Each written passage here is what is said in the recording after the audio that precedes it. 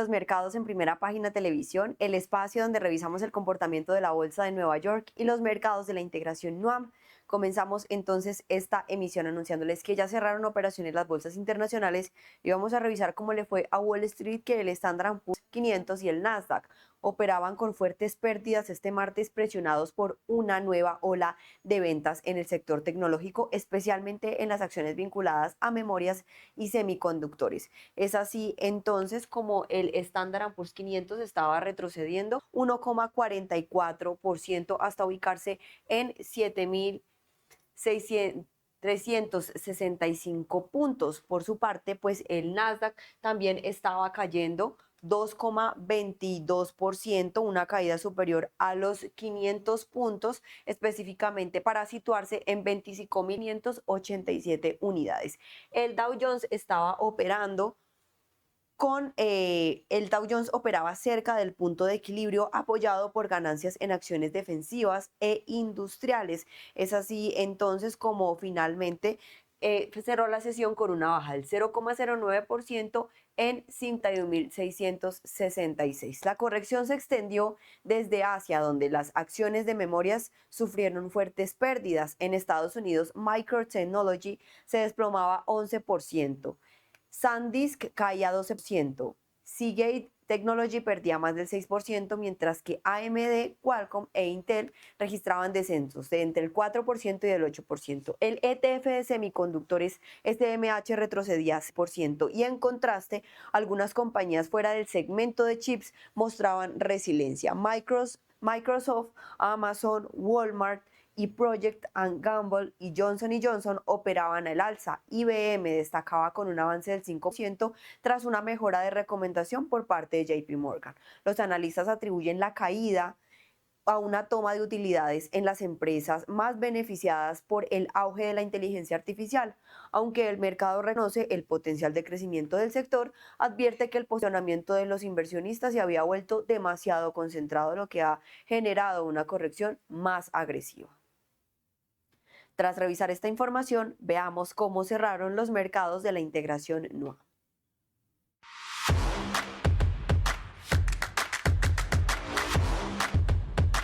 Así las cosas, la Bolsa de Valores de Colombia extiende todavía esa caída que se venía presentando desde la jornada pasada, donde el MSCI Colcap había retrocedido más del 4%, y vemos que también presenta caídas del 1,93%, 2.347 unidades. Entre las caídas destacadas de la jornada, las acciones que presentaron menor comportamiento fueron Mineros, ISA, Ecopetrol, Grupo Sura y Cementos Argos. Estas 5 acciones son las acciones que más presentaron comportamiento negativo, siendo Mineros la que lideró el listado con una baja del 5,63%.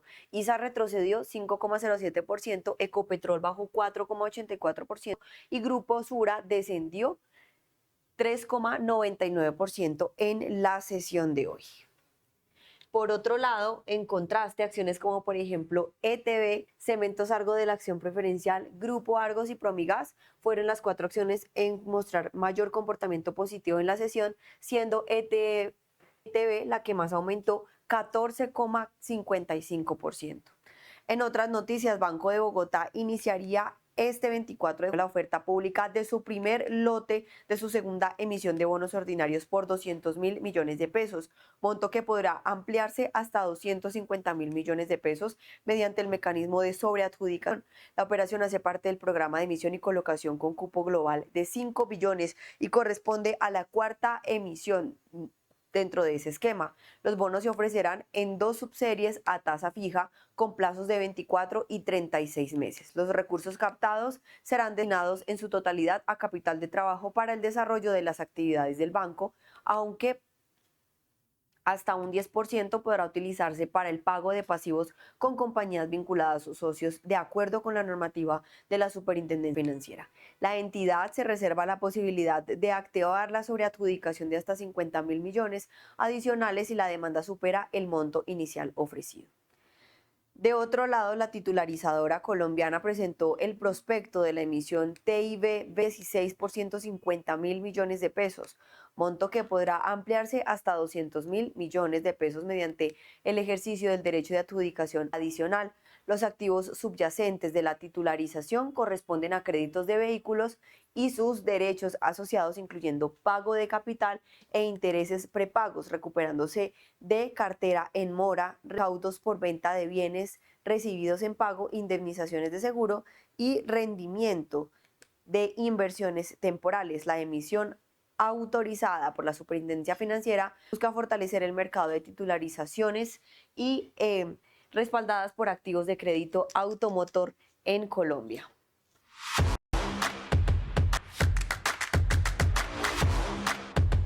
Bolsas que integran Núame, el turno es para la Bolsa de Comercio de Santiago con su principal índice, que es el IPSA, el cual finalizó también con una variación negativa de el 1,19% la sesión de hoy para situarse en 10.770 puntos en esta jornada, tal y como estamos viendo a esta altura de la jornada. Así las cosas, recordemos que en la sesión anterior el IPSA había descendido, había finalizado la sesión con positivas relativamente buenas, había logrado los 10.900 en la sesión anterior y hoy vemos que retrocede considerablemente en la sesión para ubicarse sobre los 10.700. Ayer solamente habían presentado comportamiento negativo dos acciones, que en este caso fueron la Sociedad Química Minera y Falabella. La Sociedad Química Minera estaba mostrando comportamiento negativo en la sesión de ayer debido también debido a ese precio del litio en la bolsa asiática que bajó y eso hizo que recutiera un poco en el resultado de la acción ayer. Hoy, a pesar de esa baja que hubo ayer, pues el IPSA había terminado con variaciones positivas la sesión de hoy, especialmente por inversiones en la construcción y Cencosud. Hoy vemos que hay como un ordenamiento bursátil en la sesión de hoy. Hay unos datos de capitalización que recientemente salieron y pues vemos hoy que entonces el IPSA mantiene comportamiento negativo en la sesión de hoy. Digamos que revertió esos avances que había logrado en las sesiones anteriores y hoy vemos entonces que finaliza la bolsa de valores comercio de Santiago con variaciones negativas. Vamos a observar entonces cuáles fueron los títulos que tuvieron menor desempeño en la sesión de hoy. El primer título en hacerlo es la sociedad, es el holding SMU, que es la cadena de supermercados, con una baja del 3,56%. Entel retrocedió 3,19%. Parque Arauco bajó 2,49% y Banco Santander también mostró variaciones negativas del 2,18%. Por su parte, las únicas acciones en mostrar comportamiento positivo fueron Mallplaza, Quiñenco y Latam. Mallplaza aumentó 2,26%, Quiñenco y Latam subieron 0,27% y 0,20% respectivamente, no tuvieron avances superiores al 1%. Y hablando de Mallplaza, esta acción se convirtió en una de las principales ganadoras del primer semestre en el IPSA al avanzar del puesto 11 al octavo lugar en el ranking de capitalización bursátil. La compañía elevó su valor de mercado desde 7.740 millones de dólares hasta cerca de 900.000 millones de dólares, una alza del 18,3%, lo que le permitió superar a empresas Copec, Quiñenco y Cencosud.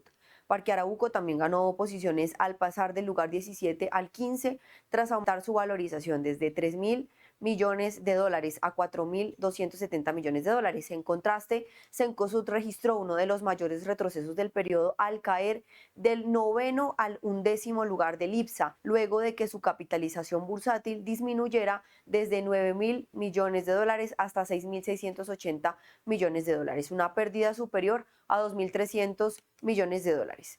Empresas Copec, CMC y Entel también redujeron su valor de mercado, mientras que las 6 mayores compañías del índice, es decir, la Sociedad Química Minera, Banco de Chile, Falabella, Latam Airlines, Santander Chile y el Banco de Crédito de Inversiones mantuvieron sin cambio sus posiciones en el ranking. En otras noticias, 10 de las 16 regionales de Chile registraron caídas en su actividad económica durante el primer trimestre del 2026, contribuyendo a una contracción nacional del 0,5% según las encuestas nacionales del Banco Central.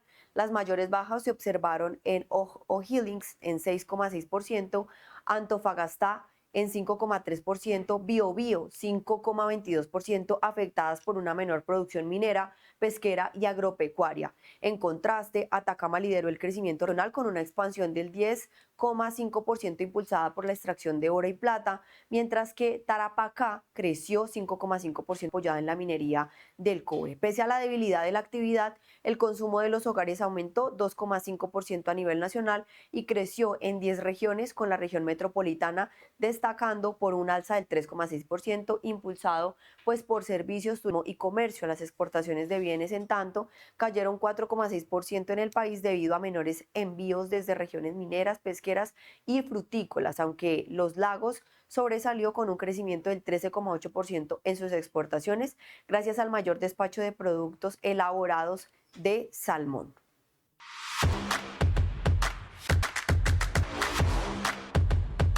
En la Bolsa de Valores de Lima, ya para finalizar, Nuam, también se registraron comportamientos negativos superiores al 2% en su índice general. El índice general finalizó con una baja del 2,86%, mientras que el SELEC retrocedió 2,32%, pasando de 57.000 puntos a 55.000 el general, y el SELEC pasando de 1.433 a 1.459 la sesión de hoy. Vamos a observar entonces entre los movimientos: la Sociedad Minera El Brocal bajó 8,68%, Compañía de Minas Buenaventura retrocedió 7,14%, Panoro Minerals descendió 5,01% y Southern Copper Corporation tuvo una baja del 4,61%. Por su parte, Inversiones Portuarias Chancay, la Sociedad Minera Cerro Verde, PPX Mining Corp y la Unión de Cervecerías Peruanas Bacjus mostraron comportamientos positivos en la sesión de hoy, siendo Inversiones Portuarias Chancay la que tuvo mayor desempeño en la sesión de 5,07%. Esto nos permite concluir entonces que Nuam finalizó la sesión de manera negativa. Colombia con bajas superiores a el 1%, la Bolsa de Santiago también con bajas superiores al 1% y la Bolsa de Valores de Lima con índices superiores a bajas del 2%. Así las cosas, no han finalizado con una variación negativa del 3,43% en la sesión de hoy. En noticias del mercado limeño, Primax inició la comercialización de gas natural vehicular en su estación de servicio Chimca, al sur de Lima, fortaleciendo el abastecimiento de combustible alternativo en uno de los principales corredores logísticos del país. La infraestructura comenzó a operar durante la segunda semana de junio tras completar un proceso de pruebas operativas y cuenta con capacidad para atender simultáneamente vehículos pesados y livianos. La nueva estación dispone de un surtidor de alto caudal para 2 vehículos pesados y otro de bajo caudal para 2 vehículos livianos, además de espacio para incorporar mayor capacidad en el futuro. La apertura forma parte del plan de expansión de Primax en el mercado de gas natural vehicular en un contexto de creciente demanda impulsada por la incorporación de buses y tractocamiones a gas natural, así como por el desarrollo de la actividad logística y del transporte en el sur del Perú.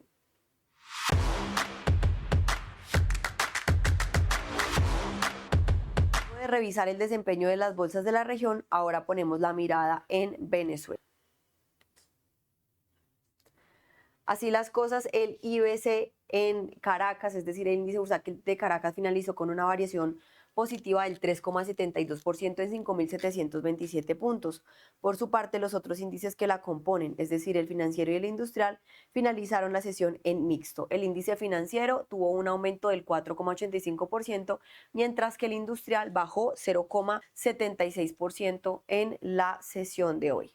En noticias del mercado venezolano, la Corte Internacional de Justicia se prepara para iniciar las audiencias orales finales en la disputa territorial entre Guyana y Venezuela por la región de Esequibo, paso previo a la emisión de una sentencia definitiva que podría tener importantes consecuencias geopolíticas y energéticas.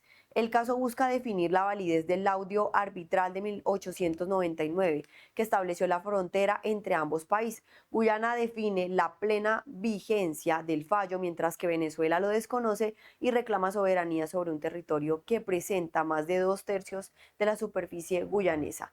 La decisión también tendrá implicaciones para el desarrollo del sector petrolero, ya que la mayor parte de sus descubrimientos de crudo se ubican en áreas vinculadas a la controversia. El bloque Stabroek, operado por ExxonMobil, ha convertido al país en una de las economías de mayor crecimiento del mundo, aunque parte de su potencial permanece limitado por la disputa. La sentencia podría definir no solo los límites territoriales entre ambos países, sino también el futuro de las inversiones en hidrocarburos y el control de recursos en el Caribe durante las próximas décadas. Muchísimas gracias a todos nuestros televidentes por acompañarnos en esta emisión de Primera Página al canal de los negocios. Nos vemos en una próxima oportunidad y los dejo con este análisis económico.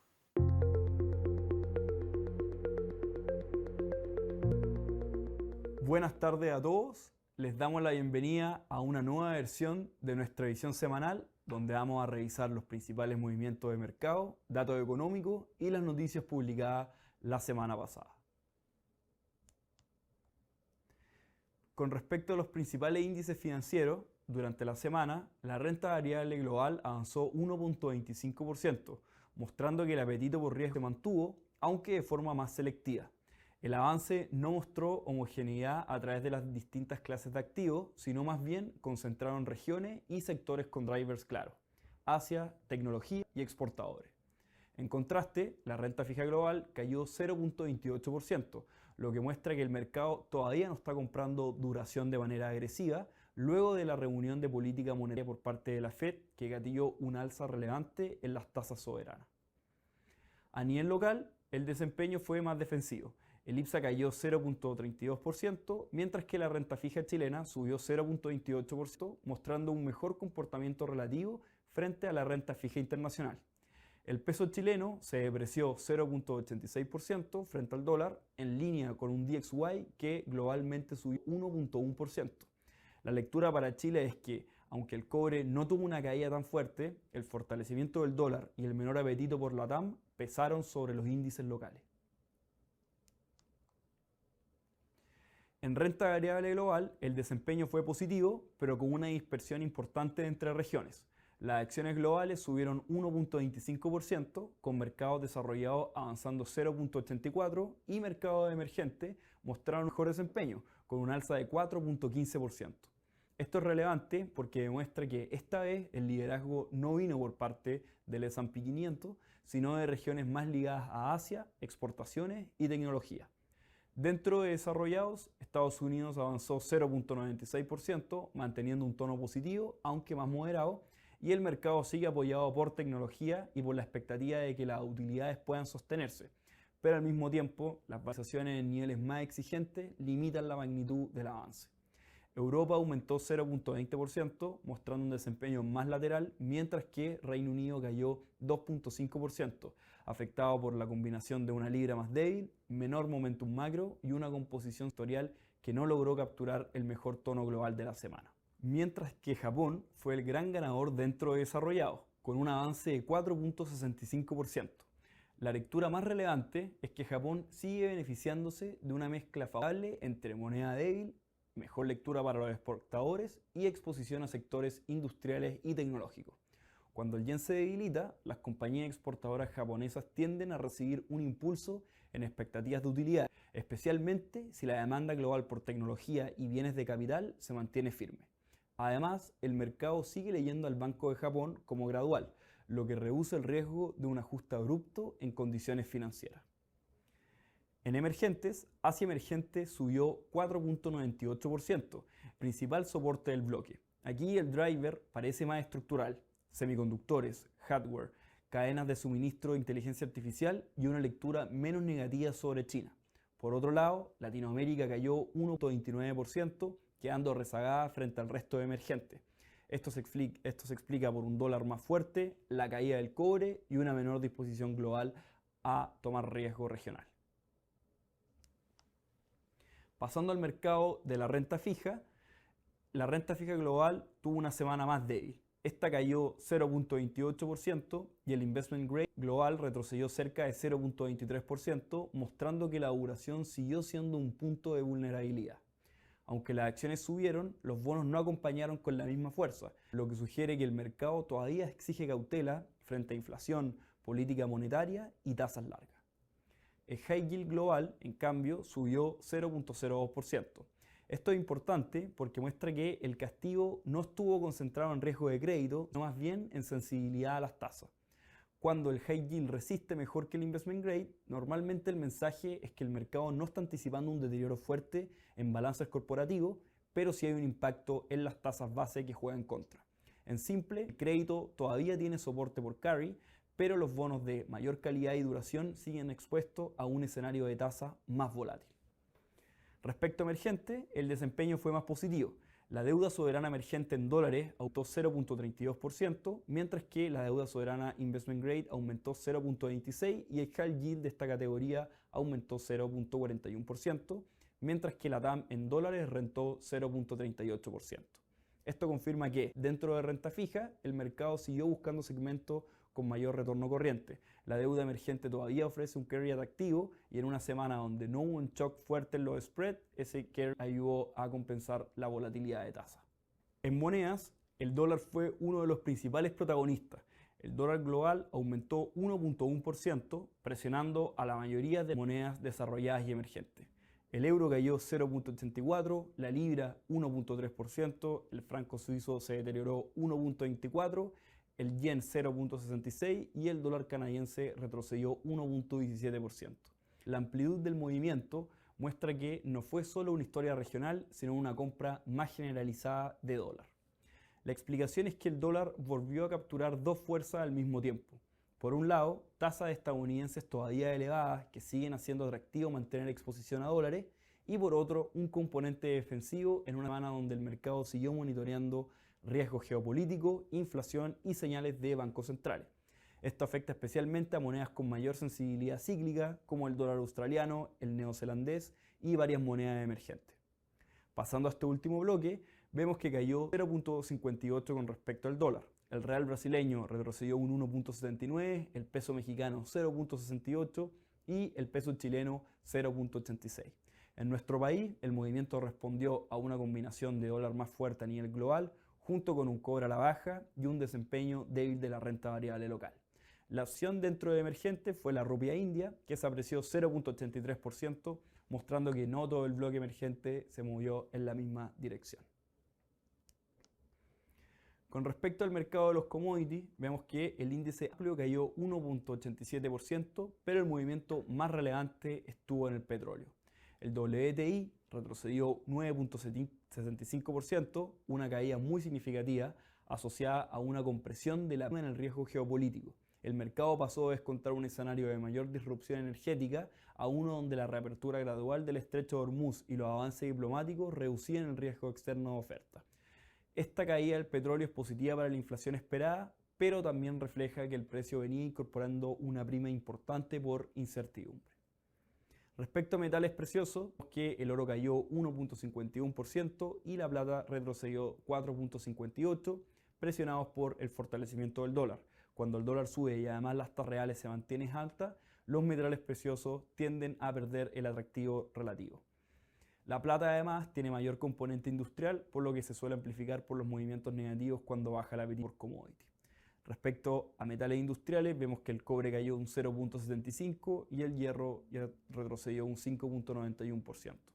En agricultura, el maíz subió un 1.15%, el trigo un 3.64% y la soya un 0.83%, mostrando un comportamiento más defensivo que el resto de materias primas. La primera noticia de la semana fue la pausa en las conversaciones hacia un acuerdo final entre Estados Unidos e Irán, un tema que el mercado venía siguiendo muy de cerca porque puede cambiar de importante el balance de riesgo a nivel global. De acuerdo con Bloomberg, las negociaciones se centraban en un memorándum de entendimiento que tenía 14 puntos y que buscaba transformar la tregua vigente en un marco más estable para los próximos meses. Dentro de los puntos principales, el documento apuntaba a extender el cese de hostilidades por un periodo cercano a 2 meses, abrir un plazo de negociación de hasta 60 días para alcanzar un acuerdo permanente y avanzar en la normalización gradual del tránsito marítimo por el estrecho de Hormuz. Esto último era clave porque el cierre o restricción del paso había sido uno de los factores que más presión había puesto sobre el precio del petróleo y sobre las expectativas de inflación global. El acuerdo también incluía elementos de desescalada militar y compromisos de presión entre las partes, además de referencia a la integridad territorial de los países involucrados y a la necesidad de evitar nuevos ataques en frentes regionales, incluido el Líbano. Desde el lado económico, el documento abrió la puerta para una eventual flexibilización de sanciones, pero no de forma inmediata ni automática. Ahí entraba uno de los puntos más sensibles, donde Estados Unidos buscaba que cualquier alivio económico para Irán estuviera condicionado a verificaciones claras y al cumplimiento de compromisos, mientras que Irán buscaba garantías más concretas respecto a sanciones, comercio y acceso a recursos financieros. La firma del acuerdo se esperaba en Suiza, con una ceremonia en Bürgenstock, cerca de Lucerna. Del lado estadounidense se esperaba la participación del vicepresidente, mientras que por Irán estaba previsto que asistiera el presidente del Parlamento iraní. También participaban mediadores regionales, especialmente Qatar y Pakistán, que habían sido relevantes para acercar las posiciones entre ambas partes. Este punto es importante porque demuestra que la negociación no solo era bilateral entre Washington y Teherán, sino que dependía de una arquitectura diplomática más amplia, con varios actores intentando sostener una tregua regional más frágil. Ahora bien, pese a que el acuerdo parecía avanzar, todavía quedaban temas muy sensibles a resolver. El primero era el componente nuclear. ¿Qué compromiso iba a asumir Irán? ¿Cómo se verificaría el cumplimiento? ¿Y qué rol tendrían los mecanismos de inspección? El segundo era el levantamiento o flexibilización de sanciones, donde Estados Unidos quería evitar entregar beneficios económicos antes de tener garantías suficientes.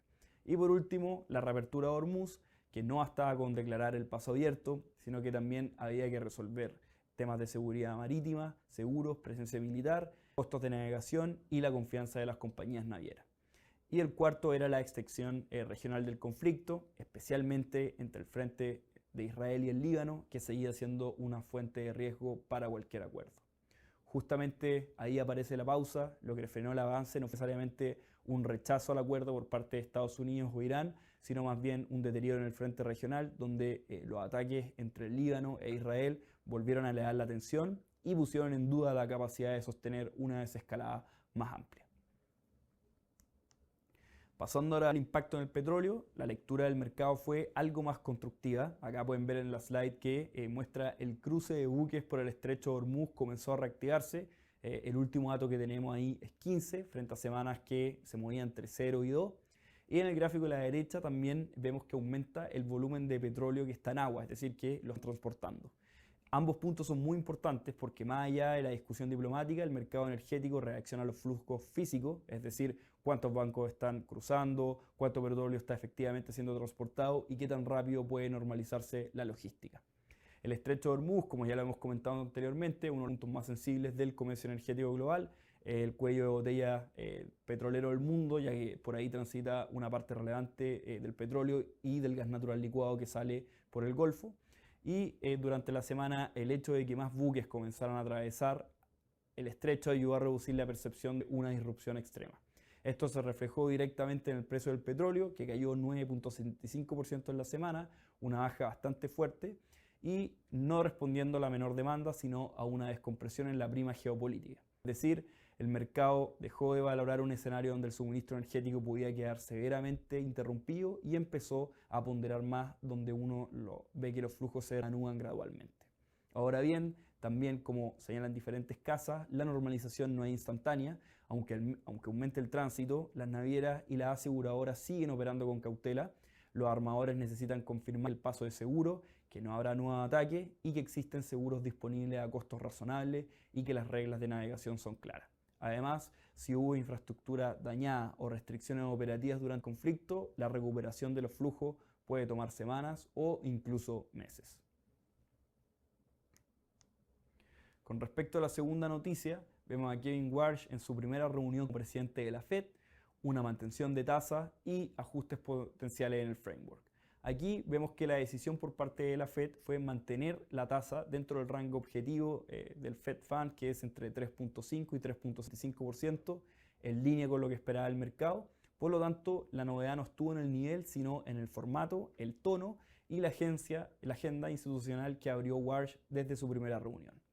El comunicado fue aprobado por 12 votos a 0 para su publicación, lo que transmite una señal de disciplina interna en el inicio de su mandato, especialmente relevante luego de un periodo donde la Fed venía enfrentando un entorno más complejo entre inflación persistente, shocks de oferta y mayor incertidumbre política. El comunicado reconoce que la actividad económica sigue expandiéndose a un ritmo sólido, pese a la incertidumbre asociada en la parte por el conflicto del Medio Oriente. También incorpora dos elementos relevantes. Primero, que la productividad y la inversión de capital se mantienen fuertes. Y segundo, que el mercado laboral sigue balanceado con creación de empleo en línea con el crecimiento de la fuerza laboral y por ende una tasa de desempleo sin cambios relevantes. En inflación, el diagnóstico fue más duro. La Fed mantiene que la inflación sigue elevada respecto a la meta de 2%, pero ahora enfatiza que parte de esa presión responde a shocks de oferta en sectores específicos, incluyendo energía. Esa formulación es importante porque no solamente trata la inflación como un problema de demanda y gas, sino como una mezcla de persistencia subyacente y shocks sectoriales. Desde una lectura de mercado, esto deja a la Fed en una posición menos dovish de lo que esperaban algunos. La caída reciente del petróleo ayuda, pero no alcanza para que el comité declare normalización inflacionaria completa. Warsh parece que están marcando que la Fed no quiere sobrereaccionar a un alivio puntual en energía, sobre todo si la transmisión a expectativa y precios finales todavía es incierta. Por eso, la mantención de tasa vino acompañada de una señal de prudencia, donde la Fed no está subiendo la tasa, pero tampoco está validando un ciclo claro para nuevos recortes.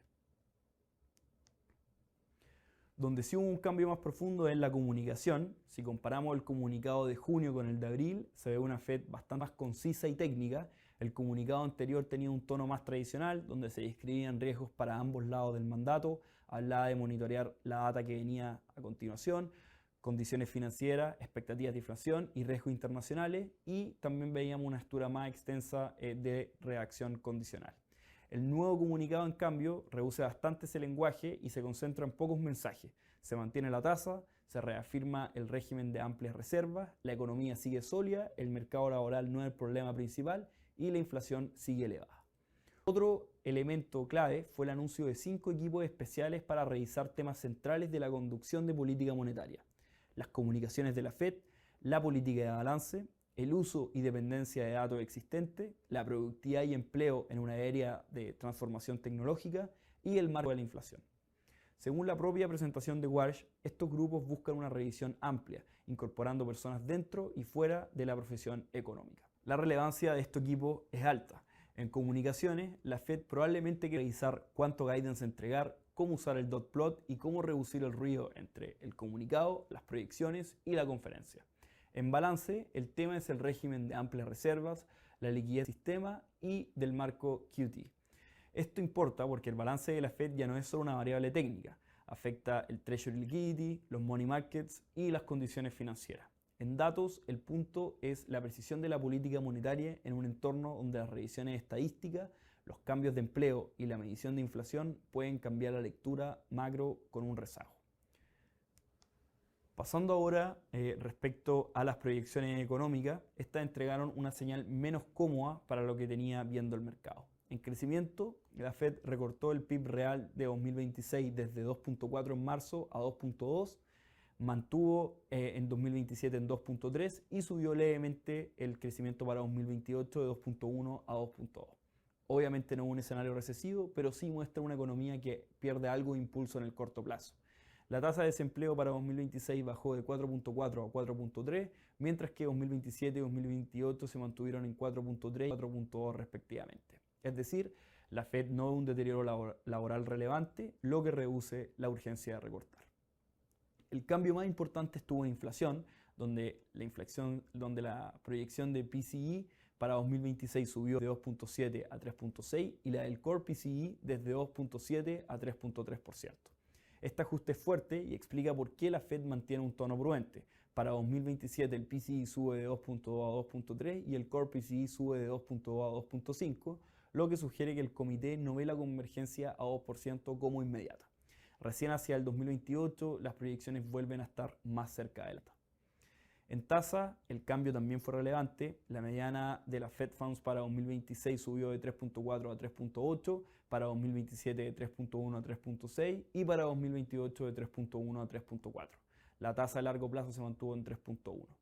Esto explica que la Fed está empujando hacia arriba el sendero esperado de tasas, principalmente por inflación, no tanto por el lado de crecimiento, y por lo tanto se ve una economía que aún crece, un mercado laboral que no se deteriora y una inflación más alta. Y esta combinación reduce el margen para ver recorte agresivo por parte del Banco Central estadounidense. La tercera noticia de la semana fue el anuncio del presidente Donald Trump sobre un acuerdo entre Intel y Apple para diseñar y fabricar chips en Estados Unidos. Más que el titular puntual, lo relevante para el mercado es la señal que entrega sobre la aceleración de la agenda de relocalización tecnológica y sobre todo la posibilidad de que Intel empiece a validar su negocio Foundry con clientes de primer nivel. Según Reuters, el anuncio todavía no venía acompañado por detalles operativos completos por parte de las compañías, por lo que la reacción inicial en Intel respondió más a la opcionalidad estratégica que a un cambio inmediato en estimaciones. Para Intel, el punto crítico no es simplemente sumar a Apple como contraparte comercial, sino mejorar la percepción de credibilidad de su plataforma manufacturera. El mercado ha castigado a Intel por años de pérdida de liderazgo tecnológico frente a TSMC, presión en márgenes y un ciclo de CAPEX muy exigente. En ese contexto, cualquier señal de que Apple podría utilizar capacidad de Intel, aunque sean etapas específicas de diseño, packaging, componentes secundarios o producción futura, tiene valor porque reduce el riesgo percibido de que Intel Foundry se quede sin cliente y no se justifique la inversión que han hecho. Para Apple, la lectura es más de opcionalidad que de sustitución inmediata. No parece razonable asumir un reemplazo rápido de los chips de TSMC, sobre todo los que son más avanzados, ya que la brecha de ejecución, yield y escala sigue siendo alta. Pero sí tiene sentido que Apple busque construir redundancia en su cadena, especialmente en un contexto donde la concentración geográfica de Taiwán se volvió un riesgo estructural. Aquí se ha destacado que Taiwán concentra más del 90% de la fabricación de chips avanzados, por lo que una diversificación en la cadena ya no es solo una decisión de costo, sino una variable de resiliencia estratégica. La lectura para semiconductores es que esto refuerza una tendencia que ya venía en curso. El reshoring no necesariamente maximiza eficiencia de corto plazo, pero sí reduce la vulnerabilidad geopolítica. Eso implica más CAPEX, quizás ver también una duplicación parcial de la capacidad, mayores costos iniciales y probablemente retornos más inciertos para algunos fabricantes, pero también genera un set de ganadores potenciales en equipo, infraestructura, materiales, servicios de ingeniería y empresas expuestas a la expansión de capacidad en los Estados Unidos. Viendo ahora el desempeño bottom-up de los dos índices que mostramos acá, el S&P y el IPSA, con respecto al primero, vemos que avanza un 0.96%, con movimientos concentrados en compañías con catalizadores específicos. Entre las principales alzas destacó Western Digital, que subió un 32.56% debido a expectativas de un ciclo más prolongado de escasez en discos duros, en un contexto donde la demanda por infraestructura de inteligencia artificial está elevando las necesidades de almacenamiento. Lo relevante acá no es solo el crecimiento en volúmenes, sino el mayor poder de fijación de precios que podría capturar la compañía si la oferta sigue limitada, con un impacto directo en sus márgenes. Por otro lado, también destacó Moderna, con un avance de 28.15%, apoyadas por expectativas positivas en torno a la revisión de la FDA de su vacuna contra gripe basada en ARNM, M-Flusiva. Para el mercado, una eventual aprobación sería relevante porque ayudaría a diversificar ingresos más allá del ciclo COVID, especialmente en adultos mayores, donde la eficacia clínica es más valiosa comercialmente. GM Vernova, por su parte, subió 18.03%, favorecida por una tesis que sigue ganando tracción: el aumento estructural de demanda eléctrica asociado a los centros de datos e inteligencia artificial. Su exposición a turbinas de gas, electrificación y modernización de redes la deja bien posicionada frente a un ciclo de inversión más profundo. En las caídas, Accenture fue el principal castigo, con una baja de 24.8% tras reportar resultados y perspectivas más débiles, con presión en ingresos, bookings y crecimiento esperado. El punto de fondo es que el mercado está empezando a discriminar el gasto corporativo en tecnología, donde no todo el gasto en digitalización se beneficia de inteligencia artificial, y parte del presupuesto puede estar migrando desde consultoría tradicional hacia proyectos AI más específicos. Fox también tuvo una fuerte corrección con caídas de 20.68 en la serie A y 20.32 en la B, luego de anunciar la adquisición de Roku por cerca de 22.000 millones de dólares, operación que generó dudas por valorización, ejecución y el retorno posterior para los accionistas. Por último, Cognizant cayó un 16.2%, arrastrada por la presión sobre servicios TI y flujos técnicos asociados a la salida del Nasdaq que tuvo la compañía. Con respecto al ICPA, vemos una caída de 0.47% y con alta dispersión. Entre los ganadores destacó Socobesa con un alza de 6.35%, seguida por LATAM Airlines que subió un 5.47%, favorecida fuertemente por la caída del petróleo y también del jet fuel, por una tesis operacional que también sigue apoyada en alta eficiencia, posición competitiva regional y expansión de flota. Por parte de Enel América vemos un incremento de 3.7%, luego de anunciar una posible recompra de acciones hasta por un 5%, con un premio de 15% respecto a los 90 días previos al anuncio, a los precios de cierre del anuncio. En las bajas, Maciza fue el movimiento más relevante, con una caída de 34.72%, luego de anuncios por aumento de capital en medio de una situación financiera desafiante y esfuerzos por fortalecer el balance. Además, trascendió que la compañía estaría evaluando una eventual venta o buscando un socio estratégico, con la Australia Air como principal interesado. Más atrás vemos también a Pucobre, que cayó 5.94%, y Cencosud, que retrocedió un 5.87% en una semana donde el mercado local castigó algunos nombres más expuestos al ciclo y la caída del cobre mencionada anteriormente. Por último, pasando al calendario de datos económicos, para la próxima semana va a estar cargado y el foco volverá también a estar en la actividad, inflación y bancos centrales, donde el lunes comenzamos con la confianza del consumidor en la eurozona e inflación en Canadá. Esta última se ubicó en 1% respecto al 0.8% que esperaba el mercado, mostrando sorpresa al alza de los precios de tal país, mientras que la confianza en Estados Unidos va a ser importante para medir si las presiones de precios siguen moderándose o si todavía hay más rigidez en las economías desarrolladas. El martes va a ser importante para actividad, con PMIs en Estados Unidos, Eurozona, Reino Unido y Alemania.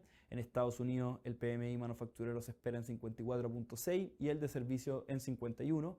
Niveles todavía expansivos, pero hay que mirar con cuidado porque el mercado está muy sensible a cualquier señal de desaceleración. En Europa el PMI manufacturero se espera en 51.6, mientras que servicio más débil en 48.6. En la mitad de la semana tendremos las ventas de vivienda en Estados Unidos, el IFO del clima de negocio en Alemania y las minutas del Banco Central de Chile.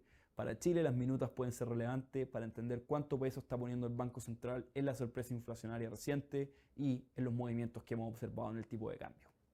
El jueves el foco estará en Estados Unidos con un PIB anualizado del primer trimestre, el PCE Core, solicitudes iniciales de desempleo y órdenes de bienes durables. El PCE Core será particularmente importante porque es una de las métricas más relevantes para la Fed. También tenemos el IPC en Japón, la inflación en Brasil y la decisión de tasas en México. Y en el último día de la semana, el viernes, cerramos con sentimiento de la Universidad de Michigan, expectativas de inflación en Estados Unidos y expectativas de inflación en el Banco Central de Europa. Utilidades industriales en China y el desempleo en Brasil. De esta manera va a ser una semana donde el mercado buscará confirmar si la desaceleración inflacionaria sigue viva y si la actividad puede resistir tasas todavía altas.